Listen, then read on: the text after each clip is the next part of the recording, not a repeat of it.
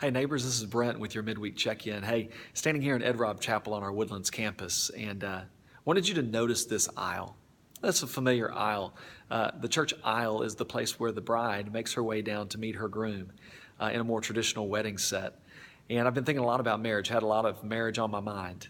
Been spending the last several months planning ahead to go to Alaska this summer to celebrate with my brother his marriage to his lovely bride-to-be. Also thinking ahead about just later this week, going to be there with our former worship leader Cam and Katie as they get married as well.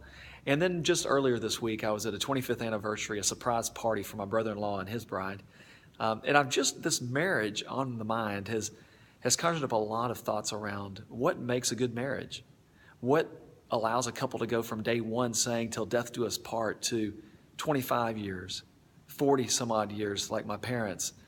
It's amazing to me the level of commitment that's involved in two people deciding to give their lives to one another.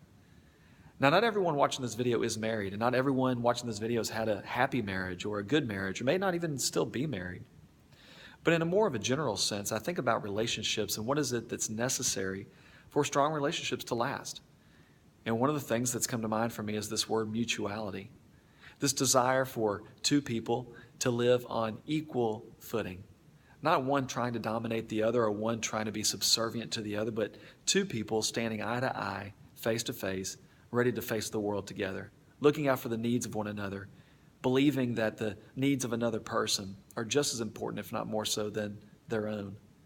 To follow up on the sermon this past Sunday with Agrippa and Paul, recognizing that we are only almost Christian until we can fully commit to loving God and loving others as much as we love our own soul. Now looking ahead to next Sunday, we're going to be talking about Onesimus. We're introduced to him in the book of Philemon there in the New Testament. And Paul's going to give us some instructions about what it takes to move from a slave and owner relationship, as Philemon and Onesimus once experienced, to one of friendship, of brotherhood. And so if you'll come and join us this coming Sunday, we're going to spend some time talking about what I believe the scriptures have to say to us about mutual friendships, relationships that can last, those born out of love for one another. Hope you'll be there. In the meantime, between now and then, if you're watching this video, let this video be a challenge to you, an invitation to you to look around at the relationships that you're a part of, your marriage relationships, your friendships, your business relationships. And I wonder if there's one of those that might be a little strained because one of you in the relationship has taken on a more dominant role, or one of you has, by one reason or another, become subservient to the other. Wondering what might happen if that relationship could be reborn in one that's more mutual, where there's a loving appreciation for one another. Who knows, maybe a relationship could get strengthened this week. If you're wondering where to start, then come join us Sunday at 10 a.m. there at Stewart, and we'll begin talking more about what the first step might be to building that kind of a friendship, the kind that lasts.